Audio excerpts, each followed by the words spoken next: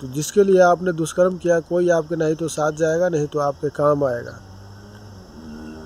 आपको हम बता दूं दोस्तों, गरुड़ पुराण में बताया गया है, गरुड़ पुराण में बताया गया है, यमदूत उसी को लेने जाते हैं जो अधर्मी होता है, पुण्यात्मा। दोस्तों बताइए, चोरी का सामान खरीदना चाहिए या नहीं?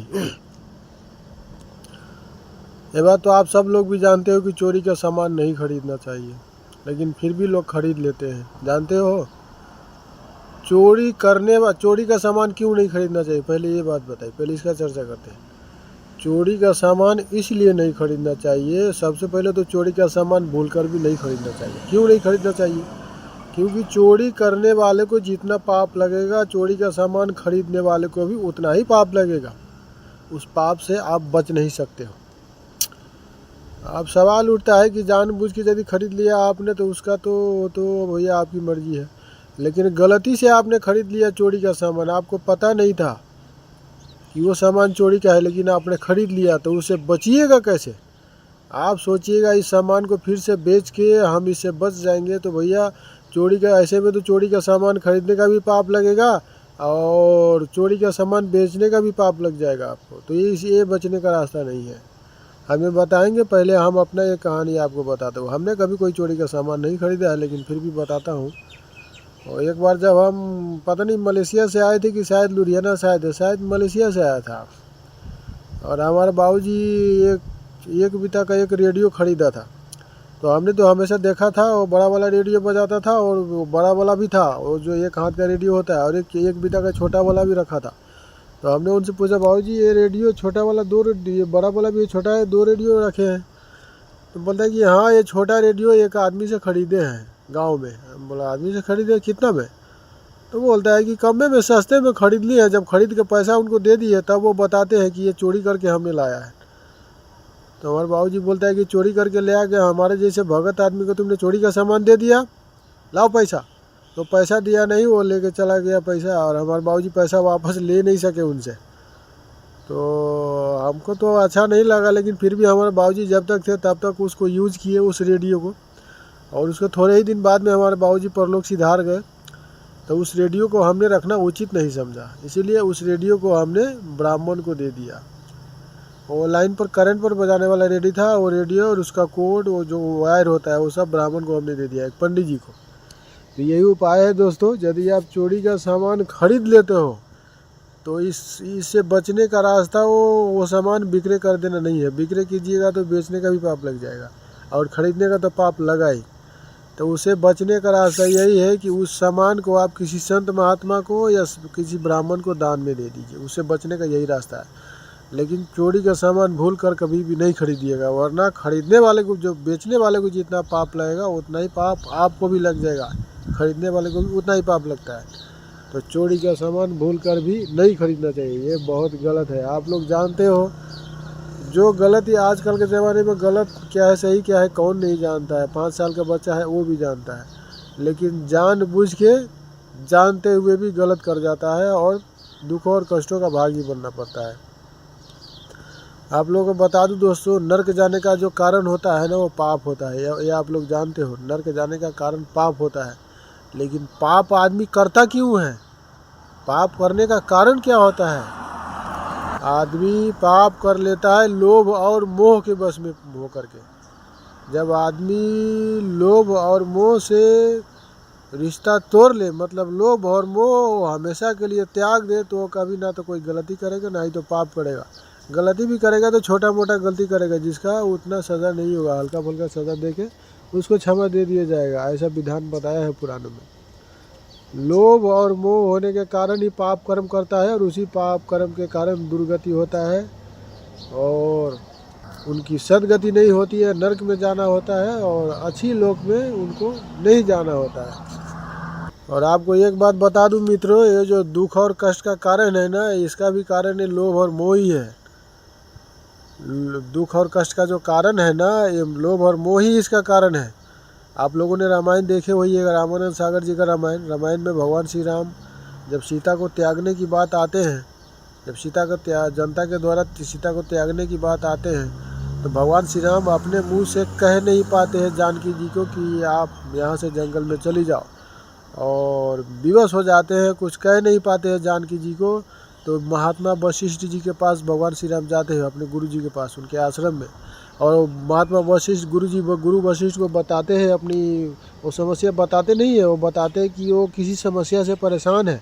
तो गुरु वशिष्ठ जी तो अंतर्यामी है, वो सब जानते हैं कि इनका क्या समस्या है, कि सभी समस्याओं का जो, सभी दुखों और कष्टों का जो कारण होता है ना, वो लोभ और मोह होता है।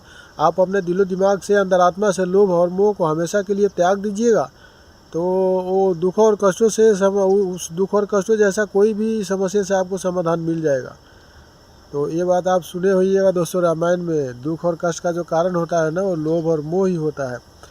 किसी भी वस्तु से ज़्यादा लोभ और मोह नहीं रखना चाहिए। मतलब आपको मिल जाए तो ज़्यादा खुश भी नहीं होना चाहिए, यदि वो वस्तु आपको नहीं मिले तो जो उसके लिए ज़्यादा परेशान भी नहीं होना चाहिए। मिलेगा मिलेगा, नहीं मिलेगा नहीं मिलेगा, ईश्वर जो करेगा वो होगा, बस ईश्वर पर भरोसा रखना चाहिए। मतलब कोई सामान आप पाने के इच्छा रखते हो, यदि वो सामान नहीं मिलता है तो उसके लिए परेशान भी नहीं होना है, और यदि मिल जाता है तो उस सामान को यूज करके उसमें आसक्त भी नहीं होना है। मतलब आपको, आप मनुष्य जीवन में आए हो, कोई वस्तु आपको भोगने के लिए मिलता है तो आप उसको भोग सकते हो, लेकिन जितना ज़रूरी है उतना। ज़रूरत से ज़्यादा भोगिएगा तो ज़रूरत से ज़्यादा सुख भोगने वाले को भी पाप लगता है, दोष लगता है। अब कोई सुख ज़रूरत से ज़्यादा भोगिएगा तो उसका भी दोष लगेगा, उसका भी पाप लगता है, उसका भी सजा भोगना पड़ता है। और जितना ज़रूरी है उतना भोगिए, और ज़रूरत से ज़्यादा उसमें आसक्त होने की ज़रूरत नहीं है। सुख भोग के, कोई सुख सुविधा भोग के यदि उसमें आसक्त हो जाइएगा, तब तो भैया यही है दुखों का कारण। और यदि वो सामान नहीं मिला तो उसके लिए परेशान भी नहीं होना है, दुखी भी नहीं होना है, और खुश, मतलब मिला तो भी और नहीं मिला तो भी एक जैसा रहना है। ये ऐसे में ऐसे जिसका स्थिति रहता है उस व्यक्ति को ज़्यादा दुख और सुख का अनुभव नहीं होता है। वो दुखों, कितना भी दुख उसको मिल जाए उसको कोई फ़र्क नहीं पड़ता है। भैया आजकल के ज़माने में तो ऐसे लोग हैं कि अपनी घर परिवार चलाने के लिए, अपना घर बसाने के लिए दूसरों का घर उजाड़ देते हैं, दूसरों का घर जला देते हैं। लेकिन भैया ये नहीं करना चाहिए। आप वो दुष्कर्म क्यों करते हो? अपने औलाद के लिए, अपने बीवी बच्चे के लिए यदि आप इस संसार को छोड़कर आप जाइएगा, तो जिसके लिए आपने दुष्कर्म किया कोई आपके नहीं तो साथ जाएगा, नहीं तो आपके काम आएगा। आपको हम बता दूं दोस्तों, गरुड़ पुराण में बताया गया है, यमदूत उसी को लेने जाते हैं जो अधर्मी होता है। पुण्यात्मा व्यक्ति के पास यमदूत नहीं जाता है। पुण्यात्मा व्यक्ति के पास वो जिस मालिक का भजन किया होता है, जिस भगवान का, उस भगवान का देवदूत वहाँ पे जाता है, वो ले जाता है उनके धाम में जहाँ जिनका वो भजन किया होता है। और यदि पुण्यात्मा व्यक्ति को यमदूत लेने भी जाते हैं तो वो यमदूत के रूप में नहीं जाते। हमने बताया ना एक वीडियो में, यदि किसी का मृत्यु होता है यमदूत उसके पास जाएगा भी तो उसके कर्मों के आधार पर यमदूत उसको दिखाई देते हैं। यदि वो दुष्ट व्यक्ति है, सबसे पहले तो जो पुण्यात्मा होगा भगवान के आश्रित होगा, जिस भगवान के आश्रित होगा उसी भगवान का दूत उसको लेने जाएगा। और यदि यमदूत भी गए उनको लेने, तो यदि वो जीवन में अच्छा कर्म किया है तो यमदूत उसको सामने जाएगा भी, तो यमदूत को वो मतलब डरावना स्थिति में, डरावना छवि उनको नहीं दिखेगा। वही यमदूत पुण्यात्मा अच्छा व्यक्ति को सुंदर, मतलब अच्छी जो छवि उनका होता है ना, अच्छा छवि दिखेगा उसको, डरावना छवि उसको नहीं दिखेगा। और वही यमदूत यदि अधर्मी व्यक्ति को लेने जाएगा, पापी व्यक्ति को, तो वही यमदूत डरावना छवि में दिखाई देगा, भूत प्रेत जैसा दिखाई देगा। और वही यमदूत पुण्यात्मा व्यक्ति को यदि लेने जाएगा भी तो भूत देख के वो व्यक्ति डर जाए, ऐसा छवि उसका नहीं होता है। उसके सामने, पुण्यात्मा व्यक्ति के सामने उसका अलग ही छवि होता है। तो कोई अधर्मी व्यक्ति को लेने जब वो जाता है यमदूत, अपने वहाँ से भागने का प्रयास करता रहता है, तो लेकिन मरने से पहले बहुत सारे व्यक्ति को तो ऐसी स्थिति हो जाती है कि बिस्तर पर से उठ के वो कहीं जा नहीं सकते हैं, और यमदूत वहाँ पहुँचकर जाते ही उसके शरीर को बांध देता है, ताकि वो उसके शरीर से प्राण निकल के कहीं दूसरा जगह भाग नहीं सके। और जैसे ही उसका समय आता है, यमपास से उसका प्राण खींच के यमपास में बांध के उसको घसीट के ले जाता है यमदूत।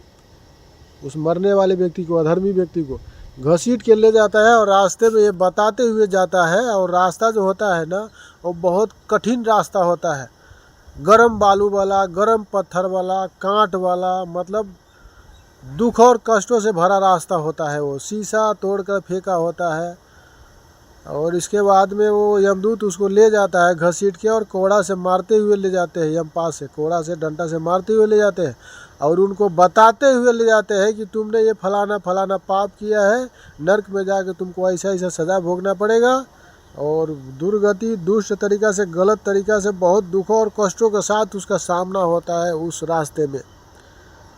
तो ये बात है दोस्तों। ये जब आदमी मरता है या हम लोग में कैसे जाता है इसके बारे में भी हम किसी वीडियो में विस्तार से चर्चा करेंगे। लेकिन हमारा यही कहना है दोस्तों, गलत काम हमेशा अच्छे कर्म करने का कोशिश कीजिए। यदि चोरी का सामान गलती से आपने खरीद लिया है तो उसको बेचिए नहीं, उसको किसी ब्राह्मण या पंडित को दान में दे दीजिए ताकि उसका दोष से सज़ा से बच जाइएगा। हमारे बाबूजी जैसे ही परलोक सिधारत है, वो चोरी वाला जो रेडियो ख़रीदा था हमने ब्राह्मण को दान में दे दिया और हमारे बाबूजी को हो सकता है इसका सज़ा शायद नहीं भोगना पड़ जाए। और जब भी वो मरा हुआ व्यक्ति, जब अधर्मी व्यक्ति को यमदूत ले जाता है और रास्ते में घसीटते डंडा से मारते ले जाता है तो वो व्यक्ति अपने सहायता के लिए अपने परिजनों को पुकारता है। और उसके घर के जो परिजन होते हैं ना, उसका लड़का लड़की, उसके घर में जो भी होते हैं उसको मालूम रहता है और अपने परिजन को पुकारते हैं सहायता के लिए। लेकिन वहाँ पे उसके सहायता के लिए कोई नहीं जाएगा, तो आप लोग भी जानते हैं। अच्छा तो दोस्तों इस वीडियो में इतना ही। अब मृत्यु के बारे में, और मृत्यु होता है तो कैसे होता है, यमलोक में कैसे जाता है, वो कौन सा शरीर होता है जो मृत्यु के बाद सज़ा भोगता है, एक शरीर तो मर जाता है, इस सभी के बारे में किसी दूसरे वीडियो में विस्तार से चर्चा करेंगे। आप हमारे तो भाइयों, आपको यदि हमारा वीडियो अच्छा लगा हो तो हमारे यूट्यूब चैनल को लाइक कीजिएगा, सब्सक्राइब कीजिएगा, बेल आइकन की घंटी को दबा लीजिएगा ताकि जो भी वीडियो हम अपलोड करें सबसे पहले आपके पास पहुँचे। और यदि आप हमारे वीडियो को फेसबुक प्रोफाइल में देख रहे हैं तो हमारे फेसबुक प्रोफाइल को फॉलो कीजिएगा, लाइक कीजिएगा। अच्छा तो मित्रों, जय श्री राम।